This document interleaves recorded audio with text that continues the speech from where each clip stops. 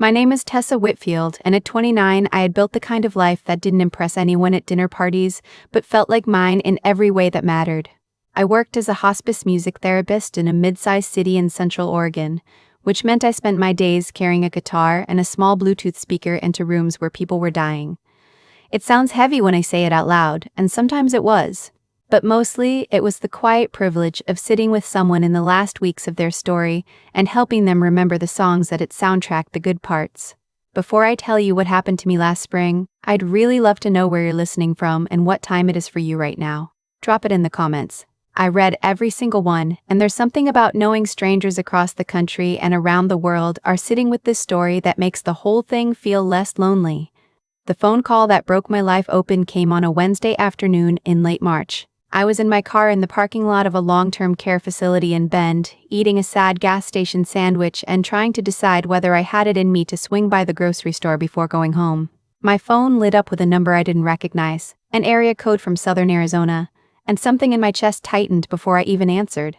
The voice on the other end belonged to a woman named Pamela Ortiz, and she introduced herself as the attorney for my great-aunt Marguerite. She said the words gently, the way people in her line of work learn to say them. My great-aunt had passed away on Sunday morning. A heart event in her sleep.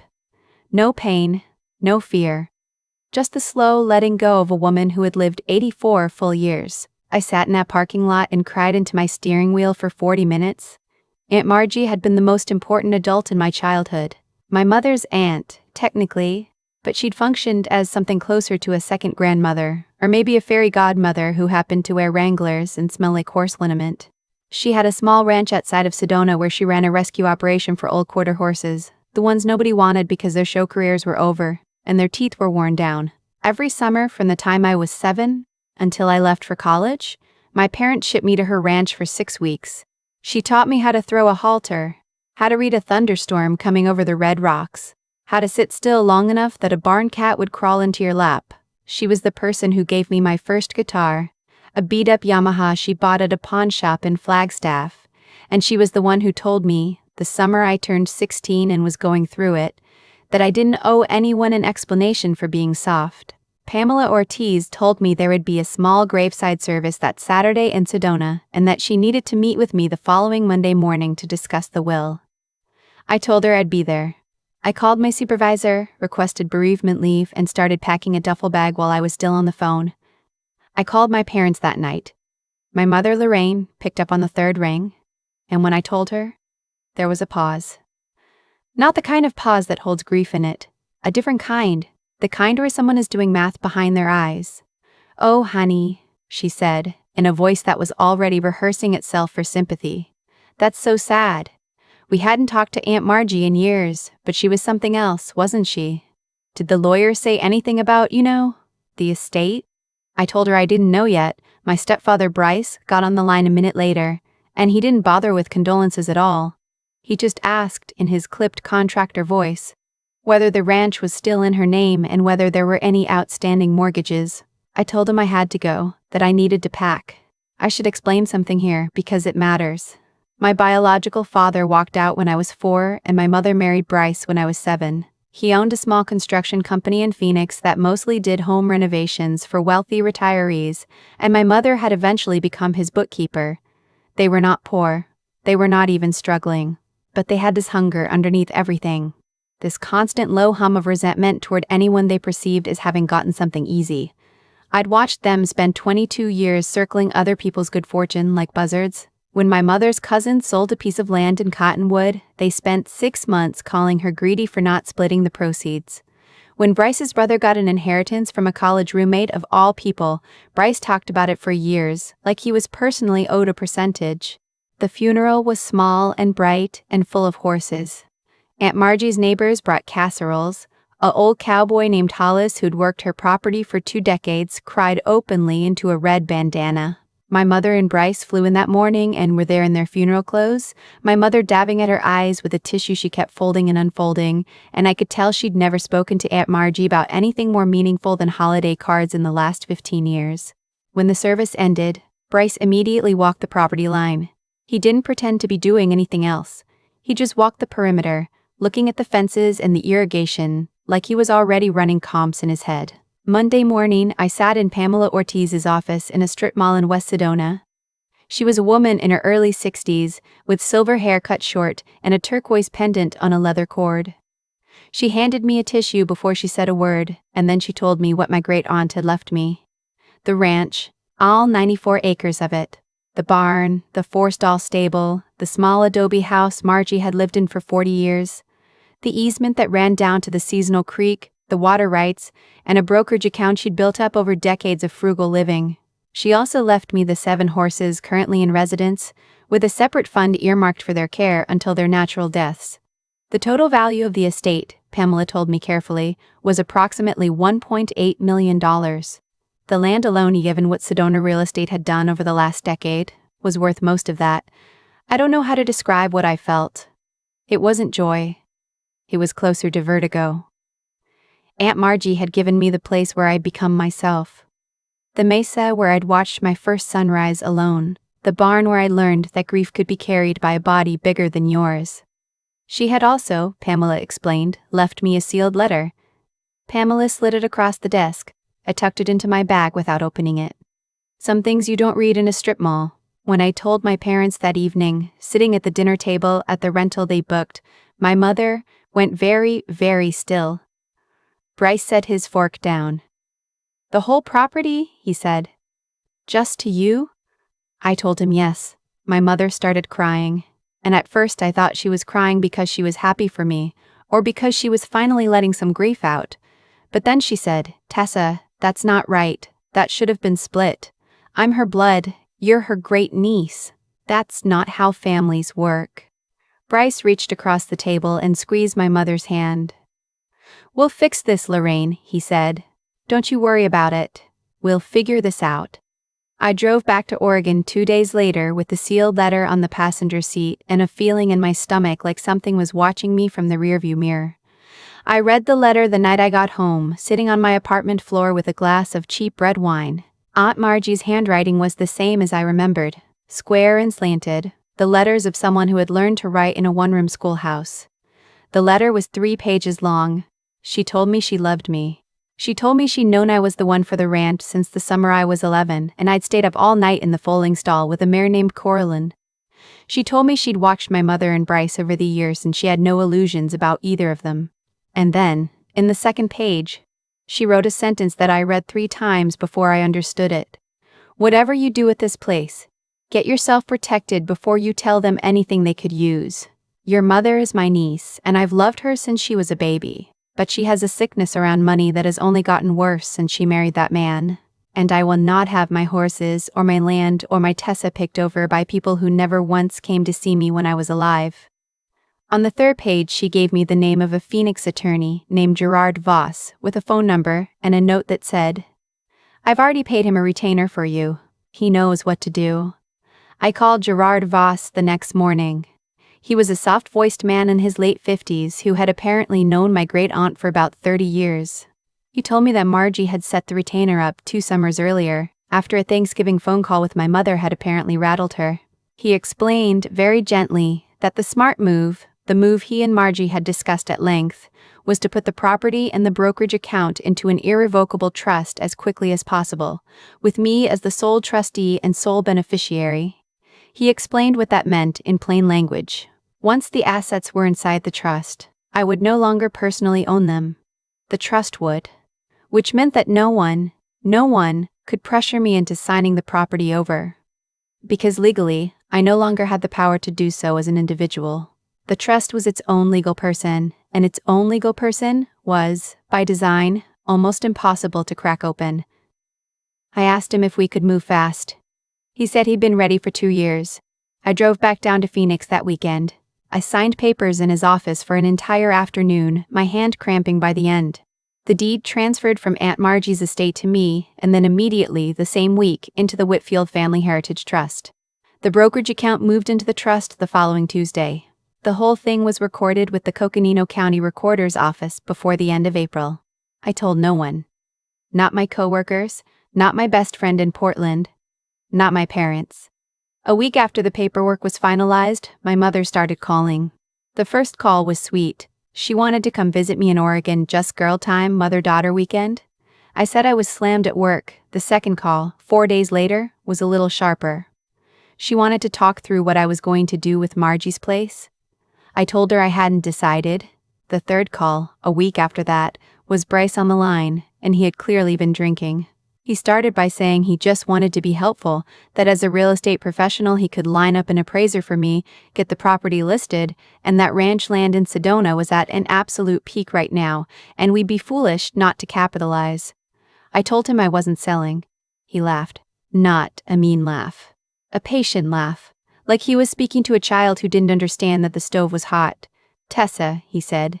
Sweetheart, you make, what, 50 grand a year playing guitar for old people? You don't have the cash to keep a place like that running. Property tax alone in that county is going to eat you alive. You can't afford to be sentimental. I told him I had to go. The next day my mother left a voicemail. Her voice was different now.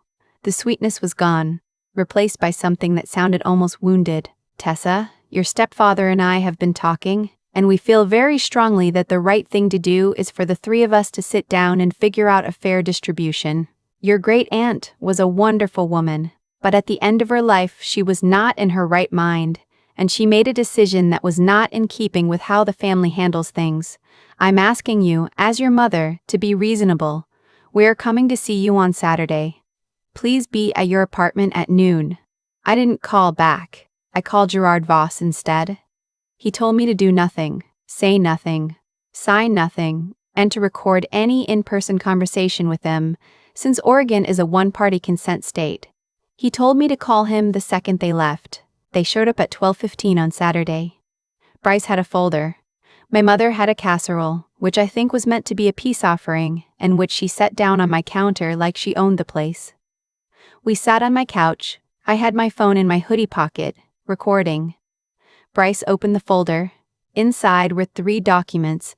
The first was a printout of a property valuation he'd had done, which I assume he got from a buddy who was a real estate agent. The second was what looked like a quitclaim deed, partially filled out, with my name typed in as the grantor and his name typed in as the grantee. The third was a typed letter, which my mother slid across the coffee table to me. It said in formal language that I, Tessa Whitfield, was voluntarily transferring my interest in the Sedona property to my mother and stepfather in recognition of their financial support during my upbringing and in the spirit of fair family distribution. There was a signature line at the bottom with my name typed underneath. I just sat there. I didn't say anything. My mother started crying. Bryce slid the quitclaim across the table. We're trying to do this the easy way, Tessa, he said. The other option is we contest the will. We have an attorney lined up. We can drag this out for 2 years and rack up legal fees that will eat into the value of the property. Your great-aunt was 84. We have her medical records. It is not difficult to argue diminished capacity. You will lose, or you sign these papers. We get an appraisal done. We sell the place. You get a third, and we all move on with our lives. That is the deal we are offering you. Here is the thing I want to tell you, because I've thought about it a lot in the months since. I did not feel angry in that moment. I felt something colder. I felt the way you feel when you've been at hospice with someone for a long time and you finally watch them stop breathing. A kind of stillness. A kind of acceptance of something you've already known for a while but haven't said out loud. I had known, on some level since I was probably 9 years old, that my mother loved the idea of having a daughter more than she loved the actual daughter she had. And I had known, since the first time Bryce shouted at me over a glass of spilled milk when I was 8, that he was a man who measured every interaction in terms of debit and credit. I had known. I had just never had it laid out in front of me on my own coffee table in the form of a quitclaim deed. So I did something that, in retrospect, I'm proud of. I smiled at them. A small, calm smile. I said, "Can I have until next Saturday to think about it?" My mother's face cracked with relief. Bryce nodded slowly, like a man who had just closed a deal. "That's fine," he said. "But understand, Tessa, Saturday, or we file Monday morning." They left 20 minutes later, my mother kissing my forehead at the door like she hadn't just tried to extort me. I stood at the window and watched their rental car pull out of the lot. Then I called Gerard Voss. He listened to the recording. When the part came where Bryce threatened to contest the will and made the comment about diminished capacity, Gerard made a small sound, like a man who had just been handed a Christmas present. "Tessa," he said, "I want you to do exactly what I tell you to do." He told me to email a copy of the recording and the documents to him immediately. He told me not to respond to my parents in any way for the next 6 days. He told me to come down to Phoenix the following Friday. And he told me he was going to drive up to Sedona himself and serve a few documents in person on Saturday. The week that followed was the longest week of my adult life. My mother called twice a day. I let them go to voicemail. Bryce sent a single text on Wednesday that just said, "TikTok."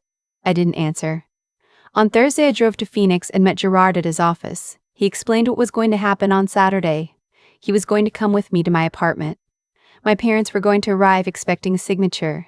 Instead, they were going to receive a very different kind of paperwork. Saturday came. I didn't pretend to pack, like the woman in some other story.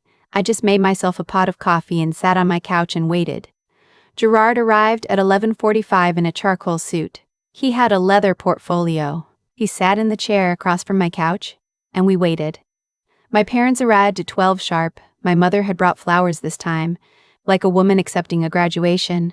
Bryce had the folder again. They knocked. I let them in. They walked into my living room and they did not see Gerard at first because he was sitting in the chair angled toward the window. My mother set the flowers on the counter. Bryce opened the folder. He said, "All right, Tessa, let's get this done." That was when Gerard stood up. I have replayed this moment 1,000 times. The way Bryce's face went from confidence to confusion in about 2 seconds. The way my mother actually took a step backward, like she was physically recoiling. Gerard introduced himself in a voice so calm it felt almost rude. He told them his name. He told them he was the attorney for the Whitfield Family Heritage Trust, of which the Sedona property was a wholly owned asset. He told them, and I will never forget the exact phrasing, that any document they were intending to have his client sign was legally void on its face, because his client did not own the asset they were attempting to acquire. He told them the asset had been transferred into an irrevocable trust on April 9th, more than 3 weeks before they had arrived at her apartment with their first set of demands. He then opened his portfolio and produced 2 things. The first was a certified copy of the deed, which he handed to Bryce. Bryce looked at it. His mouth opened slightly. His face went a kind of gray I had not seen before. The second thing Jared produced was a transcribed copy of the conversation that had taken place in my apartment the previous Saturday. He laid it on the coffee table. He told my parents, in the same calm voice, that under Oregon law I was permitted to record that conversation. He told them that the threats Bryce had made, specifically the threat to contest a properly executed will using fabricated claims of diminished capacity in exchange for a transfer of property, constituted at minimum attempted civil extortion, and depending on how a prosecutor wished to interpret it, possibly criminal coercion. He told them that the quitclaim deed they had attempted to have me sign, prepared without any legitimate transaction or consideration, was itself a piece of evidence in any future filing. And then he gave them a choice. He laid it out the way you lay out medication for someone who has stopped being able to read labels. Option 1, they walk out of my apartment, they get into their rental car, they drive to the airport, they never contact me again, they do not call, they do not text, they do not send mail, they do not show up, they do not contact my employer, they do not contact my friends. They do not, under any circumstances, set foot in the state of Arizona and attempt to interfere with the property in Sedona. In exchange, I will not file the recording with the district attorney's office in either state. I will not pursue civil damages. I will simply, quietly, walk out of their lives. Option 2. He files everything Monday morning. My mother was crying. Real crying this time. Not the strategic kind. The kind that comes when a woman has just realized that the daughter she has spent 30 years underestimating has been 3 steps ahead of her since April. Bryce was just sitting there. He had stopped looking at the deed. He was looking at the floor. Gerard slid one more document across the table. It was a written agreement. By signing it, my parents would acknowledge that they had no legal claim to the property, that the trust was the rightful owner, that they would refrain from any future contact with me, and that any breach of the agreement would trigger immediate civil and criminal filings. Bryce signed it without a word. His hand was shaking. My mother signed it after him, and as she did, she looked up at me, her face red and wet, and she said, "Tessa, please, we're your family." And I looked back at her and I said the only thing I had left in me. I said, "You stopped being my family the minute you printed up that deed." They walked out of my apartment at 12:43. I watched them get into their rental car and pull out of the lot. Gerard packed his portfolio. He told me he was proud of me. He told me Aunt Margie would be proud of me. He let himself out. I sat on my couch for a long time. The flowers my mother had brought were still on the counter. After a while I got up and put them in a vase because they hadn't done anything wrong. They were just flowers. That summer, I took a leave of absence from my job. I drove down to Sedona in a U-Haul with my guitar and 3 boxes of books. The horses were waiting for me. Hollis, the old cowboy, met me at the gate and tipped his hat and didn't ask any questions. I moved into Aunt Margie's adobe house. I learned, slowly, how to do the things she had done. I called the local large animal vet and introduced myself. I learned the names of the 7 horses, although I had known most of them already. I sat on the porch in the evenings and watched the light go pink, and then purple, and then dark over the red rocks. And I let myself cry sometimes, not for what I had lost, but for the strange, late, hard-won clarity of having finally seen my parents for what they were. I have not heard from them since. It has been a little over a year. There was a moment, around Christmas, when I almost reached out. I was standing in the kitchen wrapping a gift for Hollis, and I thought about my mother. And I felt something soft move through me, a kind of phantom limb of the relationship I had once thought we had. But I didn't call. I have learned that some absences are not wounds. Some absences are the body finally healing around the thing that was hurting it. The ranch is doing well.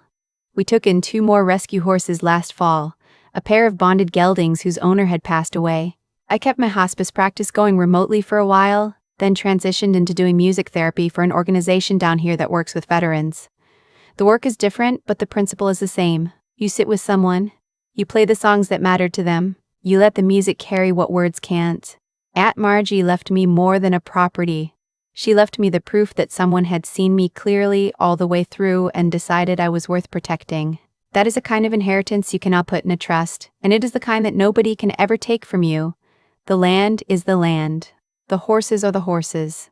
But the gift underneath the gift was the knowledge that I had been loved, fiercely and quietly, by a woman who had spent her whole life around animals, and had therefore learned how to recognize the soft ones, and how to build a fence around them before the wolves figured out where they slept. I'm still here. The horses are still here. The red rocks are still here. And the wolves, wherever they are tonight, are not. I've thought about that Saturday afternoon more times than I can count, and what I keep coming back to isn't the moment Gerard stood up from the chair, or the moment Bryce's face went gray, or even the moment my mother whispered that we were family. What I keep coming back to is the small, quiet decision Aunt Margie made 2 summers before she died, when she sat down with a Phoenix attorney she barely knew and paid a retainer for a fight that hadn't started yet, on behalf of a great-niece who had no idea any of this was coming. That decision is the whole story.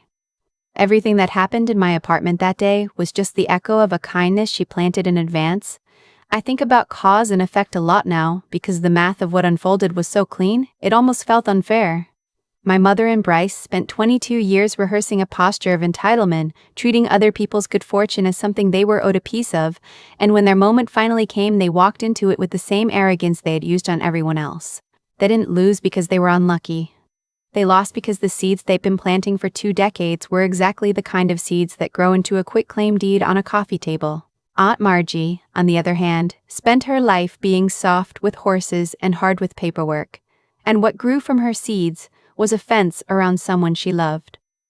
What I want to say to whoever is listening is this: being kind is not the same as being defenseless, and being soft is not the same as being unprepared. I spent most of my 20s believing those were the same thing, that if I learned how to set up a trust, or read a contract, or record a conversation in a one-party consent state, I would somehow lose the part of me that played guitar for dying people. It turns out the opposite is true. The strongest people I've ever met in hospice rooms were the ones who had figured out, long before the end, that protecting what you love is not a contradiction of loving it. It is the deepest expression of it. If you are sitting somewhere right now and you have a person in your life who has shown you, repeatedly, who they are, please believe them. Not the version of them you wish existed. Not the version that perform on holidays. The version that prints up a deed and slides it across your coffee table. Build the fence early. Talk to the lawyer before you think you need to. Put the gift somewhere it can't be picked at by people who never came to visit when the giver was alive. Aunt Margie taught me how to throw a halter when I was 8. She taught me how to sit still long enough that something wild would come close. And in the end, with a sealed letter and a paid retainer and a phone number on the 3rd page, she taught me the last lesson, which was that love, when it's real, plans ahead. The horses are still here, the red rocks are still here, and the woman who saw me clearly is still, in every way that matters, here too.